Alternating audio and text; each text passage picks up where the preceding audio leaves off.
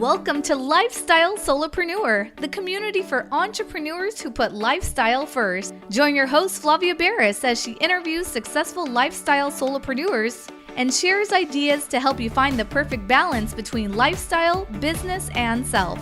Flavia is an attorney, marketing expert, and founder of several online academies. She's been featured in major media including BBC World News, The Wall Street Journal, The New York Post, ESPN Television, and more. Join us for this episode of Lifestyle Solopreneur.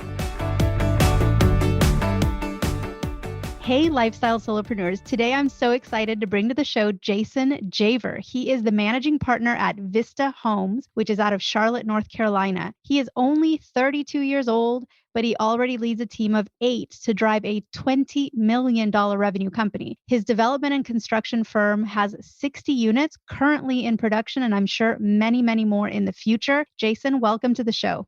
Thanks so much for having me. I really appreciate it. Well, it's great to have you, not only because you are a lifestyle solopreneur and believe in what we're all after, which is just finding that great balance in life, but you are also in real estate. And I know we don't only have, real estate folks on this show. Lifestyle solopreneurs come in all industries, not necessarily just real estate, but we do tend to have quite a few real estate folks on the show just because real estate can be a really great area of industry to find lifestyle and balance. And a lot of people get really passionate about their real estate career. I mean, we've had promissory note investors on to talk about what they do. We have turnkey rental buyers. We have people who are more into the construction side of things like you. So for that reason, I'm especially excited to have you on because I love real estate. It's one of my big loves. And many people have heard me say that a big part of a truly diversified portfolio of investments is to include real estate in some form or another in your retirement and investing plan. So Jason, really excited to have you on.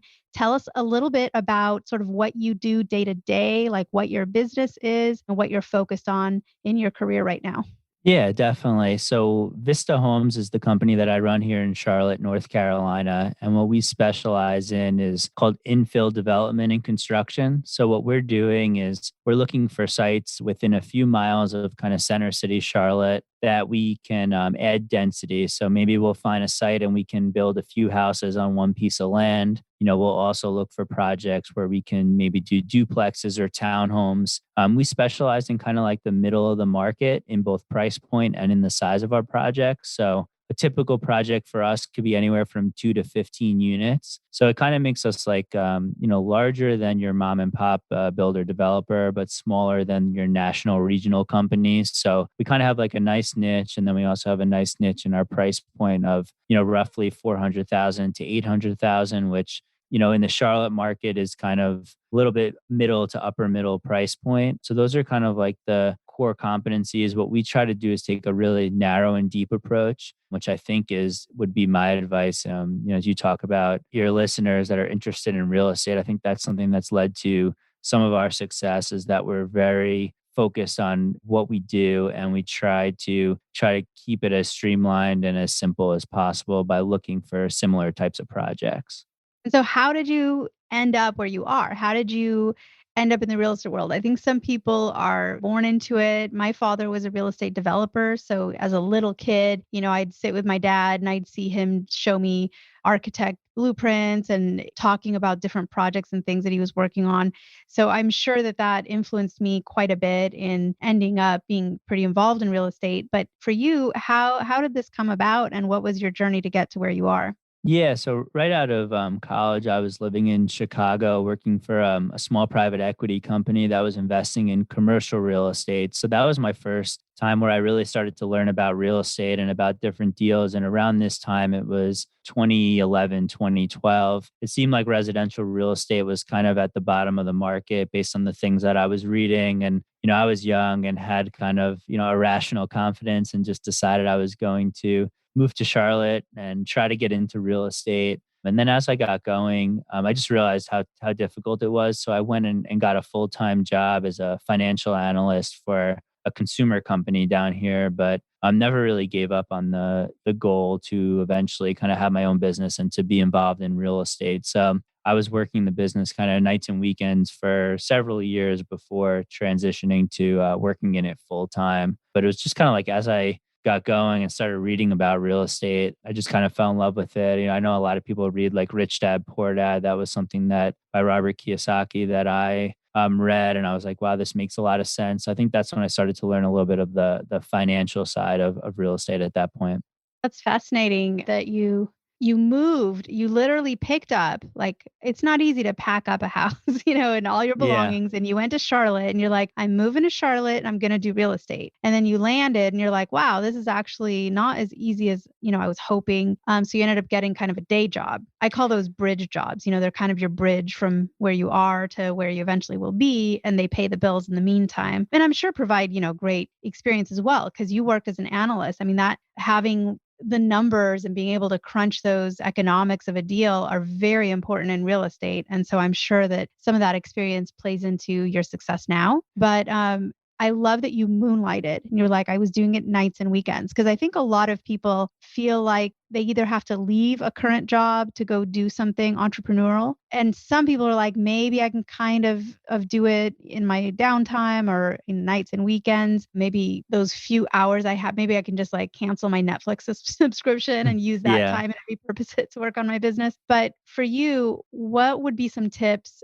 from someone who did the moonlighting thing to other people who are thinking of dipping their toe into kind of their business side of their future nights and weekends or during off hours? Yeah, it's definitely a challenge for me. I felt like, I needed the financial stability of like a job so that I could kind of continue to reinvest and build the business. So from there though, there's a lot of research. So, first you got to really spend a lot of time learning, understanding. So for me, what I started to do was buy properties off market. So I really had to learn like how am I going to add value? I felt like, the marketing and buying properties off market was the way I was going to do that. So, I started to just research the different ways to create different marketing campaigns and track them and get in touch with sellers and continue to tweak and to track kind of the different things that I was doing. And yeah, a lot of it was kind of the nights and weekends because that was kind of the free time that I had. And when a deal went well, it was kind of just about the snowball effect and continuing to reinvest in the success. And eventually just kind of got it to a point where there was enough financial stability where I was like, okay, like I can, and that was like the hardest thing that I had to do was kind of leave the stability of the full-time job and go out and try to do real estate full time. But I felt like, I could always go back to the job and it was the right time for me. So that was kind of like how I got there was just kind of continuing to just get better and better and continue to save and continue to reinvest was really the kind of the path that I was able to take. And what are your dreams for the future of your business? Where do you see yourself in 5 years and how are you going to get there? Yeah, I think for me, I'm really aware of like the things that make me happy at this point. So, I just want to make the best experience, best business. It doesn't have to be, $100 million business, or it doesn't have to necessarily be anything that's crazy. For me, it's more about like, am I happy? Am I doing the things that I want to do and not feeling like I'm, working 100 hours a week and stressed and pulling my hair out. And then I want to have, I want my team to have a similar experience as well. And I think a lot of that comes from like, I'm continuing to just reinvest and not, I know I don't really, I feel like I can continue to reinvest. And the more I invest in myself and in the business, the more time that I free up. And with time, I'm able to kind of create happiness and do the things that I want to do. So those are kind of the goals and the things that drive me. I try to look at things, 6 months ago, a year ago, and just continue to see like, wow, like I've really improved and I feel like I'm happier than like that's kind of the North Star that I'm kind of pushing toward is like, how do we,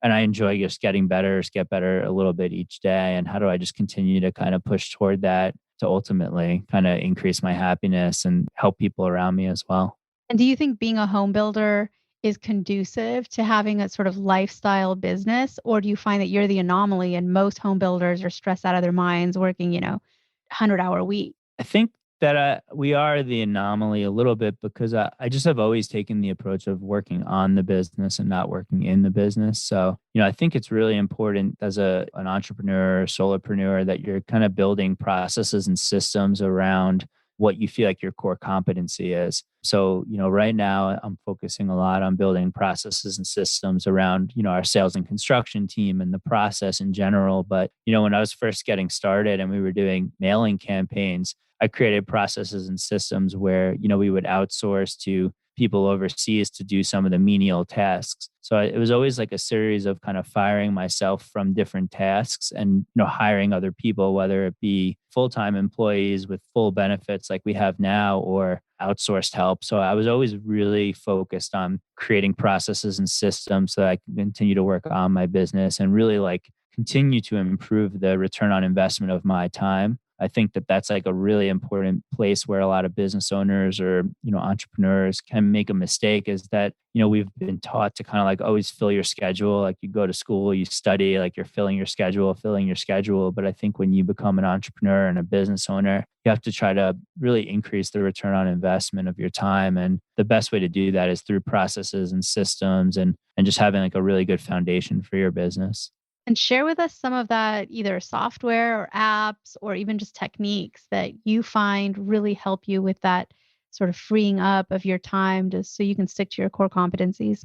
Yeah. So one service that we use is called Fiverr, Fiverr.com. And that's good for outsourcing. So if you have some tasks, maybe you like for us, it was like kind of putting together some marketing campaigns, pulling a bunch of addresses from different places. You could create processes. You can kind of screenshot, go in Microsoft Word, screenshot what you're doing, describe it, and you'd be amazed at how quickly, people are able to pick up what you're looking to do. As the business has grown, we used a CRM software called Podio. So now Podio is a little bit different than some of the other ones because it's free, but you have to learn how to like put it together and how to make it work for you. So while it is free, there's going to be some setup there versus some of your typical CRMs, like you've probably heard of like Salesforce and things like that. Another great app that I use, like I don't know what my life would be without this app, is called Asana, ASANA.com. And that's awesome for to-do lists and then also kind of creating templates and assigning tasks to different team members as well.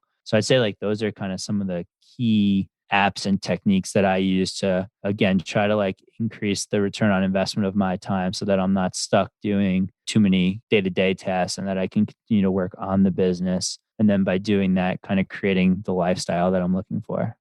So, one thing as entrepreneurs that goes along with everything you just said that we all need to focus on is to ask ourselves, what is the most valuable use of my time? So, one question we can ask ourselves, this is kind of like homework for everyone listening, is if you were to have an extra 2 hours to yourself tomorrow, so 2 hours of open blank canvas time on your calendar, what should you do for those 2 hours that would have the greatest return on investment of your time? And that's something we all really need to think about because it's going to be a different answer for every entrepreneur. And there may be a list of things you can do that would all be sort of equal. But even if you come up with a list of 5 things and in your mind, you're like, well, all of these would be pretty equal. Like any one of these things I do for 2 hours tomorrow is going to get me a great return on my investment of time. Challenge yourself. And out of those 5, maybe try to sort them and prioritize them into a numerical list in order of ROI with, one of them being the winner of being just like the absolute best use of your time that you can conceive of right now.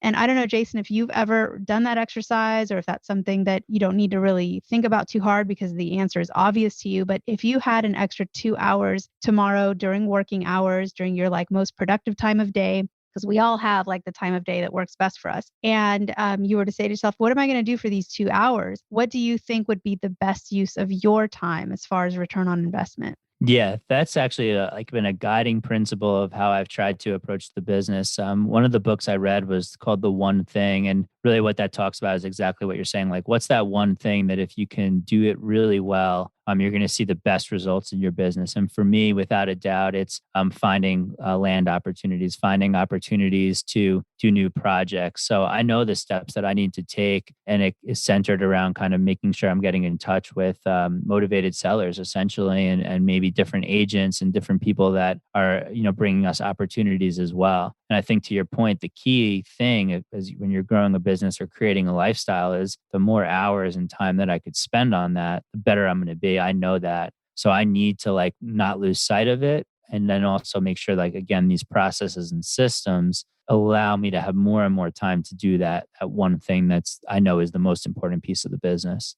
And what's tricky, right, is oftentimes these tasks or things or, the best use of your time doesn't necessarily have deadlines associated with it. So it's really easy to prioritize other things and move other activities ahead of it, right? Because Yeah, there's no quota of how many, phone calls you should make this month, definitely. right? To prospect and to look for vacant land or just redevelopment opportunities. And so I get it. Like that's the challenge is being really what do you think is the word? Disciplined or Yeah, motivated or honestly, and for me, like, I'm not really, like, an outgoing person in terms of, like, enjoy making calls or doing those things, and I found the best success for me being a little bit more analytical is, time blocking. So, when I have to make calls, like, I'll block 2 hours out of my calendar and just know, like, and maybe I'll set if when I really had to make the calls to have success too, like, every day, like, I knew from 11 to 1 or whatever those times was, like, I'm not doing emails, I'm not doing anything else, like, I just have to sit down and make the calls, and then when 1 o'clock comes, I can go back to the rest of my day, but I think that's really important when especially if it's something that is important, and then also maybe if it's something that you're not super comfortable with, I think time blocking and attacking it that way is really helpful. sounds like it. No, for sure. And that's a great way to do it is to block out time and to also I like how you put an end, like a limit, like a cap on it. And you said, I'm gonna sit here and do this until 1 p.m. And then that way mentally, your mind psychologically isn't telling you, oh no, you're in like purgatory, you're gonna be here for hours and hours. There's sort of a light at the end of that tunnel because it's not fun to do outbound calling. Anyone who's in sales knows that if you're someone who can do outbound calling, you're going to be very successful because that's, the key quality as a salesperson is to not be afraid to pick up the phone and get rejected and make 10 calls and really not even reach a single person, not make a single sale, Yeah. and you have to keep going and keep going. But without being persistent and disciplined to just keep dialing that phone. I almost said pick up the phone, which is funny because this generation, especially like my daughter's generation right now, picking up the phone to her is going to mean like picking up a cell phone. But for any of us who are like Gen X and above, right? Picking up the phone, you kind of remember that there used to actually be like a phone that rested on a cradle that you'd have to like physically pick up Right, to right. use, right? Same thing with hang up the phone. I bet you kids these days are like, why do you call it hanging up the phone when you click a button that says end? Yeah, you press that red button. Yeah, but we used to literally hang it up like on a cradle, like on a little hook. So, yeah, and let's talk a little bit about in your business, what are the things that keep you up at night if you have anything you're nervous about, right? So, what are the challenges in being a home builder? And how do you deal with those challenges so that the stress does not eat into your soul the way that, some of our more stressful jobs do?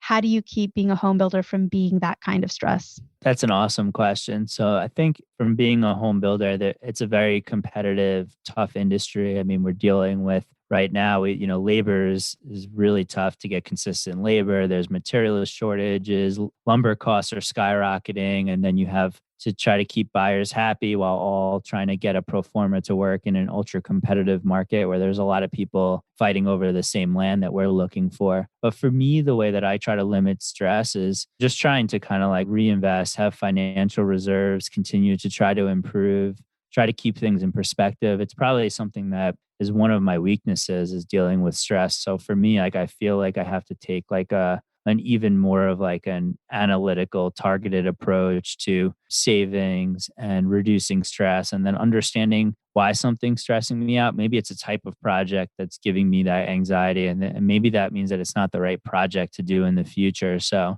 I just really try to like be very introspective, I guess, and focus on what's causing that stress and then how do I make it better in the future? What's driving it? If I'm, in the past, if I realized that I was stressed about not having enough cash because of the risks that we were taking. So, I really feel like for me, I try to take it into my own hands and try to control that stress. So how do I need to control it? It's by having more cash on the sidelines. If I'm stressed about a project, the way to control it is to continue to get more of those good projects that I know are not bringing me stress. And that's kind of how I approach and go after stress in my life. Great techniques. And then as far as growing beyond Charlotte, do you see yourself being a home builder in other markets? think that's a great question. Right now, it's more about there's a lot of opportunities in Charlotte, and we're in such like a defined niche of really only being within a few miles of center city Charlotte that I don't have any like goals or aspirations right now that it's going to be greater than Charlotte. But at the same time, like we saw like how quickly the world changed this year with COVID, and I'm sure real estate. There's definitely been times in real estate's history where it's changed on a dime, and so I just want to make sure that we're nimble, and if the opportunity does present itself to where maybe the stuff within a few miles of Charlotte isn't what's going to work for us, but stuff that's further out in the suburbs because maybe a lot of these businesses go to remote work and people want to live a little bit further away. I think that we'll be nimble to those opportunities, but I don't like foresee anything right now in the near term. And so what are you working on right now that you want to talk about? So what projects or what is it that you can promote today to a listening audience who is curious about you and wants to learn more about what you're up to and how to connect with you? Yeah. So on the side, besides the real estate business, I started a podcast here in Charlotte as well called the Charlotte Entrepreneur Podcast, kind of with the goal of just sharing some of the small business experiences, talking about with people that are successful or people that might be struggling and try to help them throughout the process and probably talk about a lot of the, similar things that you talk about on your podcast in terms of, how to help small businesses and how to find happiness. And it's been a fun, exciting project. And, I find a lot of growth from kind of stepping outside my comfort zone. I think that's something that a lot of solopreneurs, entrepreneurs will realize is that a big part of growth is kind of getting into that uncomfortable space. That's when you're going to grow the most. So I think for me that is a little bit of a different thing, a little bit uncomfortable, but I'm really enjoying it, and I've learned a lot from the guests that we've had on there as well. Yeah, I'm with you there. I mean, that's why we do this. Community is key. Just having a community of like-minded individuals who are all on a similar journey it's what keeps us going, right? It's just to know to share from each other's mistakes or successes and lessons learned. So yours sounds local in name, but I'm guessing that it's not necessarily local in sort of listenership. Are there people from outside of Charlotte that listen? Yeah, it's local in name, but we kind of say the Queen City, which is Charlotte and beyond. So we do have some guests that aren't necessarily located in Charlotte. I think it's more of, there is definitely a focus on Charlotte, and we have a bunch of Charlotte guests, but I think that the principles and what you're going to hear, are certainly applicable to in business in general. It's a lot of this, similar techniques and things that we've kind of talked about today. So the last question for you is what do you do to unwind and what do you do in your time off? What are some of your passions and hobbies? Yeah. So for me, I like to kind of focus on a few things and just be like I want to be great at those few things, and then I'm a happy person. So for me, like besides like being with friends and family, and obviously besides working, golf is like the number one thing for me. And it has a lot of similarities to business, but I could just do that for hours. And I love kind of getting away, getting outside, being able to think about something other than business, and it's kind of what I love to do essentially besides business. So we've got to figure this out. We have to figure it out because there's something here, and I'm not a psychologist, okay? So, or an anthropologist, Yeah. but I am finding a very interesting link between golf as a hobby and real estate as a business. I'm telling you, it's just the people I know that are, real estate investors and just that's their passion in their work life. I'm thinking in my head, I can see like 10 faces pop up. They are avid golfers. I mean, that is their hobby of choice. And I'm curious if there's some sort of a link between the part of the brain that like really loves the real estate stuff and then the golfing. Because I mean, what is it? Is it because you're on this big stretch of vacant real estate, which feels so nice, right? This big stretch of like perfectly manicured real estate, and it's usually surrounded by nice real estate, right? Do you think that's it? But there's got to be something there. Yeah, I think it's more that in real estate to be successful, you're kind of like always improving. You're always trying to get a little bit better. You hit your goals and you're on to the next goals. And golf is really similar. Like you start to get better and you hit that milestone, and then you're like, well, I want to get to the next level. I want to get to the next level. And it's like a never ending process, never ending journey. And I think that stimulates like a similar part of your brain, I guess, to real estate and golf. So I've got into certain levels and I'm like, I want to get further. And then it's like, oh, well, this person's better than me. I need to work harder to get better than this person. And that is just like fun for me. So I think those are the similarities that I see a little bit more than necessarily just like the land and the being outside. I think it's just like always trying to just get a little bit better and enjoying that. And, you can hit 100 shots and 99 of them are good. And you're going to kind of like remember the bad one and try to figure out how to get it so that you're hitting more good shots and less bad shots. And I think that for me in my real estate career and building the business, it's like we've come such a long way, but we're always kind of trying to push a little bit more and get a little bit better. And it's kind of fun to improve. And those are the similarities that I think draw me to real estate and to golf. I like your theory better than my theory. I like yours better. I spent a lot Incremental of time out there, so I had improvement the and progress. experience. Yeah. I like it. We'll go with that. So we'll call that the answer.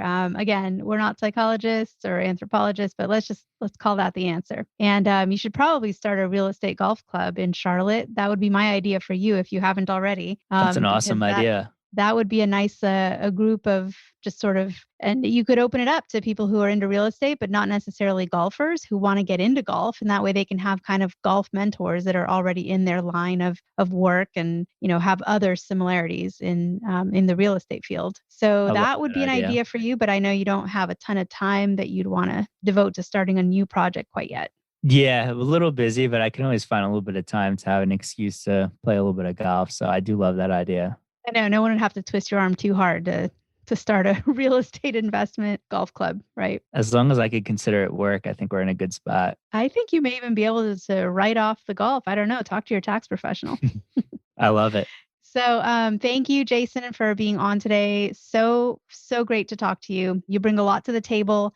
And again, can't wait to hear about your golf club for I love all it. the real estate investors in Charlotte. I think that'll be fantastic. Maybe I'll get out there and learn to play golf with you guys at some point. And in the meantime, keep doing what you're doing. And I love it. And I will listen to your podcast. It sounds like a really nice group. Thanks so much. Thanks for having me. And hopefully there was a lot of good nuggets. And I wish everyone the best and the most success. Until next time. Thanks, Jason. Bye. Thanks. Hey everyone, thank you so much for joining us, and I hope you enjoyed the show. Don't forget to subscribe to this podcast, and if you leave a review on iTunes, I promise I will read every single review. If you know someone who makes a full-time living from part-time work, and maybe this is you, please visit lifestylesolopreneur.com to nominate a guest or to nominate yourself. Because remember this, money doesn't buy happiness. But money in the hands of a happy person, there is no greater tool.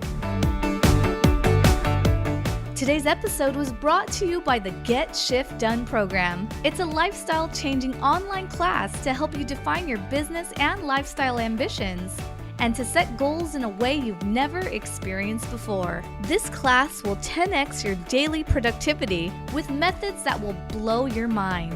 And if you use a coupon code podcast, the class tuition is 99% off. Visit GetShiftDone.com to enroll today.